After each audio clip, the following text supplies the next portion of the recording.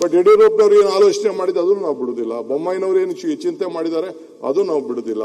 ಕುಮಾರಸ್ವಾಮಿ ಅವರು ಏನು ಆಲೋಚನೆ ಇದೆ ಅದನ್ನು ನಾವು ಬಿಡುದಿಲ್ಲ. ದಟ್ ಇಸ್ ವೈ ಬಿಡದಿ ಪಾಪ ಅವ್ರು ಹಾಕಿದ್ರಲ್ಲ ಫೌಂಡೇಶನ್, ನಮ್ಮ ದೇವೇಗೌಡರು ಹಾಕಿದ್ರಲ್ಲ nice. We will not leave it, we will continue it. ಏನೋ ತಪ್ಪಾಗಿದೆ, ಲೆಟ್ ಅಸ್ ರೆಕ್ಟಿಫೈಡ್. ಸೊ ಹಂಗೆ ನಾವು ಈ ಸಂದರ್ಭ ನೋಡಿ, ನಮ್ಮ ಸುನೀಲ್ ಅಣ್ಣ ನಗ್ತಾನೆ. ನಕ್ಬೇಡಪ್ಪ ನೀನ್ ಭಯ ಆಗ್ತದೆ. ನಿಮ್ಮ ಆಲೋಚನೆಗಳೆಲ್ಲ ನೋಡಿ ಖುಷಿಯಾಗಿ ಇದನ್ನ ಯಾವುದನ್ನು ಮಾಡಕ್ಕೆ ನಿಮ್ ಪಾರ್ಟಿಯವ್ರು ಬಿಡಲ್ಲ ನಿಮ್ಮನ್ನ. ನಿಮಗೆ ಇದು ಅರ್ಥ ಆಗ್ತಾ ಇಲ್ಲ. ಇಷ್ಟೆಲ್ಲ ಅರ್ಥ ಮಾಡ್ಕೊಂಡಿರೋ ಅದೊಂದು ಯಾಕೆ ಅರ್ಥ ಆಗ್ತಿಲ್ಲ ನಿಮಗೆ? ಹಂಗಾಗಿ ಇದು ಆಗಲ್ಲ. ನಿಮಗೆ ಮಂತ್ರಿಮಂಡಲ ಮಾಡ್ಲಿಕ್ಕೆ ನಿಮ್ ಹೈಕಮಾಂಡ್ ನಿಮಗೆ ಬಿಡ್ಲಿಲ್ಲ. ನಿಮ್ ಚಾಯ್ಸ್ ಎಲ್ಲಿದೆ ಹೈಕಮಾಂಡ್? ನಿಮ್ ಮಂತ್ರಿಮಂಡಲದಲ್ಲಿ ನಿಮ್ ಚಾಯ್ಸ್ ಯಾವ್ದು ಹೇಳಿ ನೋಡಿ. ಹೈಕಮಾಂಡ್ ಯಾವ್ದನ್ನು ನಿಮ್ಗೆ ಕೇಳೇ ಇಲ್ಲ, ಒಟ್ಟಿ ಅವರೇ ಕಳಿಸಿರೋದು. ನಿಮ್ಗೆ ಯಾವ್ದು ಚಾಯ್ಸ್ ಇಲ್ಲ. ಇದನ್ನೆಲ್ಲ ಮಾನ್ಯ ಮುಖ್ಯಮಂತ್ರಿಗಳ ಚಾಯ್ಸ್ ಹೋಗುತ್ತೆ ಅಷ್ಟೇ, ಇನ್ಯಾವುದು ಆಗಲ್ಲ. ಗೊತ್ತಿದೆ ನಮಗೆ. ಆಯ್ತಪ್ಪ, ಆಯ್ತು ಬಿಡ್ರಿ.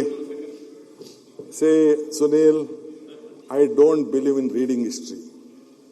I don't believe in writing history. I believe in creating history. I will do my best. ಯಾವುದು ಸುಲಭವಾಗಂತೂ ಸಾಧ್ಯ ಇಲ್ಲ. ಎನಿಥಿಂಗ್ ಇಸ್ ಎಲ್ಲ ಸುಲಭ. ಈ ಮಧ್ಯ ನಮ್ಮ ಬ್ಯೂರೋಕ್ರಾಟ್ಸು ಅಷ್ಟು ಸುಲಭವಾಗಿ ಬಿಡುದಿಲ್ಲ, ನನಗೆ ಗೊತ್ತಿದೆ. ಕೋರ್ಟ್ಗಳಲ್ಲೂ ಕೂಡ ಬೇಕಾದಷ್ಟು PLಗಳು ಬರ್ತವೆ. ನೀವು ಬೇಕಾದಷ್ಟು ಟೀಕೆ ಮಾಡ್ತೀವಿ. ಎಲ್ಲದೂ ಕಷ್ಟ ಇದೆ.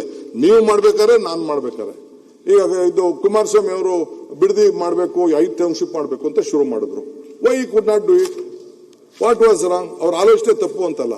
ಈಗ ಮಹಾರಾಷ್ಟ್ರ CM ಈಗ ಈ ಪ್ರಾಬ್ಲಮ್ ಬಂದು ಅಂತೇಳಿ ಏರ್ಪೋರ್ಟ್ ಇಂದ ಆಚೆ 80,000 ಎಕರೆ ಅಕ್ವೈರ್ ಮಾಡ್ತಾ ಇದ್ದಾರೆ. 80,000 ಎಕರೆ.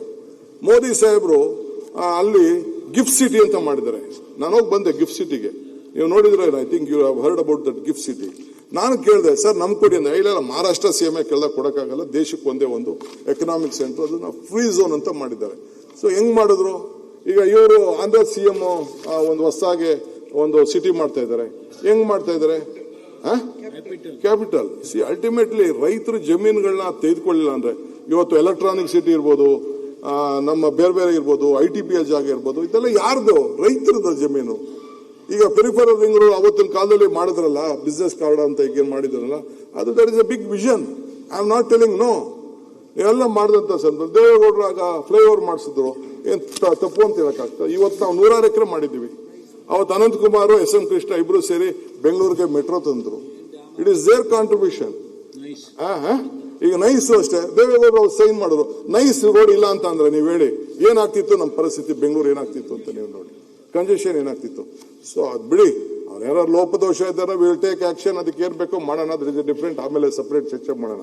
ಸೊ ಹಂಗೆ ನಮ್ಮ ಆಲೋಚನೆ. ಒಂದು ನಿಮಿಷ ಪ್ಲೀಸ್. ಇವೆಲ್ಲದೆಲ್ಲ ಪೂರ್ತಿ ಒಪ್ಕೋತೀನಿ.